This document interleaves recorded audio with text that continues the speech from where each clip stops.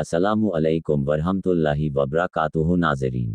हम एक सीरीज़ की शुरुआत करने जा रहे हैं जो हमारे प्यारे नबी सल्लल्लाहु अलैहि वसल्लम की मुबारक ज़िंदगी पर आधारित है। तमाम इंसानों के लिए यह बेहद ज़रूरी है कि वह अल्लाह के रसूल की ज़िंदगी के बारे में जाने।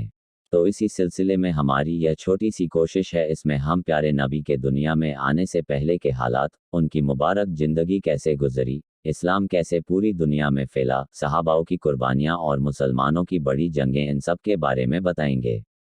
तो आप सभी हजरात से गुजारिश है कि अपने दिन की मसरूफियात में से 5 या 10 मिनट ज़रूर निकालें, इंशाअल्लाह बहुत फ़ायदा होगा।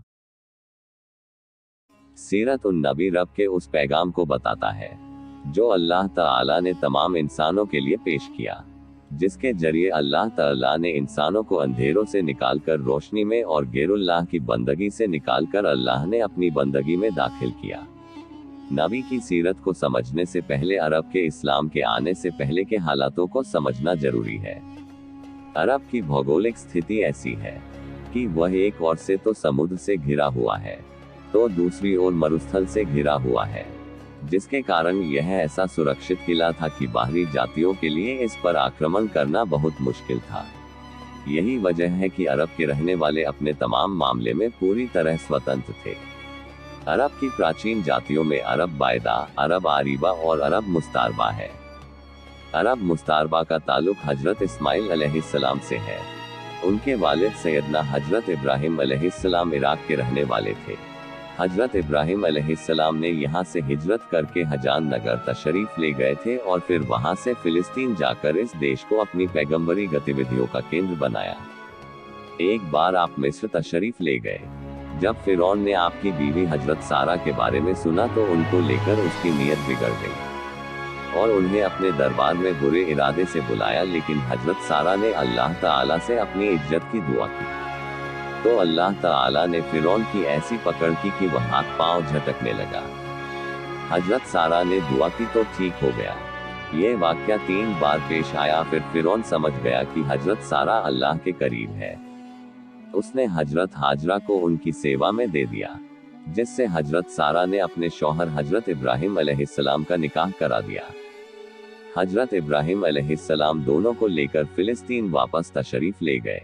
फिर अल्लाह ने हजरत इब्राहिम को हजरत हाजरा के पेट से एक बेटा हजरत इस्माइल अलैहिस्सलाम को अता किया, लेकिन इस पर हजरत सारा को दुख हुआ क्योंकि उनसे कोई औलाद नहीं थी।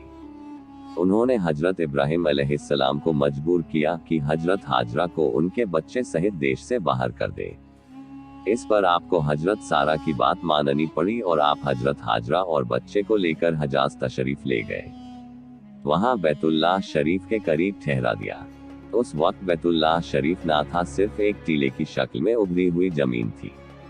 वही मस्जिद हराम के ऊपरी भाग में जमजम के पास एक बड़ा पेड़ था। आपने इस पेड़ के दरमियान दोनों को छोड़ दिया। उस वक्त मक्का में ना पानी था ना आबादी। हजरत इब्राहिम थोड़े खजूर और पानी रखकर वापस चले गए, लेकिन कुछ दिनों में खजूर और पानी खत्म हो गया तो बड़ी कठिन घड़ी का सामना करना पड़ा। ऐसी कठिन घड़ी में अल्लाह की मेहरबानी से जमजम का सोता फूट पड़ा। कुछ दिनों के बाद यमन से एक कबीला आया जिसे इतिहास में जुरहुम के नाम से जाना जाता है। ये कबीला हजरत इस्माइल अलैहिस्सलाम की मां से इजाजत लेकर मक्का में ठहर गया। जब हजरत इस्माइल अलैहिस्सलाम जवान हो गए, जुरहुम से अरबी सीख ली तो इनके लोगों ने अपने परिवार की एक महिला से आपका निकाह करा दिया। उस बीच आपकी वालदा हजरत हाजरा का इंतकाल हो गया। हजरत इब्राहिम अलैहिस्सलाम को ख्याल हुआ कि अपनी बीवी बच्चों से मिलने चुनांचे मक्का तशरीफ ले गए, लेकिन हजरत इस्माइल से मुलाकात नहीं हुई। बीवी से हालात मालूम किया तो उसने तंगदस्ती की शिकायत की। आपने वसीयत फरमाई कि इस्माइल आए तो कहना अपने दरवाजे की चौखट बदल ले। वह इसका मतलब समझ गए और बीवी को तलाक दे दिया और दूसरी औरत से निकाह कर लिया। इस दूसरी शादी के बाद हजरत इब्राहिम अलैहिस्सलाम का एक बार फिर मक्का गुजर हुआ। इस बार भी हजरत इस्माइल से मुलाकात नहीं हुई, उनकी बीवी से मुलाकात हुई। उनसे हालत मालूम किए तो उसने अल्लाह का शुक्र अदा किया। आपने वसीयत फरमाई कि इस्माइल आए तो कहना अपने दरवाजे की चौखट बाकी रखे और वापस हो गए। इसके बाद फिर तशरीफ लाए तो इस्माइल जमजम के पेड़ के करीब तीर गाड़ रहे थे। देखते ही अपने वालिद की ओर लपक पड़े। इस बार दोनों ने मिलकर खाना ए काबा तैयार किया, बुनियाद खोदकर दीवारें उठाई। हजरत इब्राहिम अलैहिस्सलाम ने सारी दुनिया के लोगों को हज के लिए आवाज दी। हजरत इस्माइल के 12 बेटों में से 2 बेटे नाबित और किदार के वंश खूब फले फूले। नबतियों ने एक शक्तिशाली राज्य स्थापित करके आसपास के इलाकों को अपने अधीन कर लिया। किसी में इनसे मुकाबला करने की ताकत ना थी। फिर रूमियों का युग आया और उन्होंने नबतियों को बीती दास्ता बना दिया। विशेषज्ञों की एक राय यह है कि आले गस्सान और अंसार और खजरज ये नाबित बिन इस्माइल की नस्ल में से है।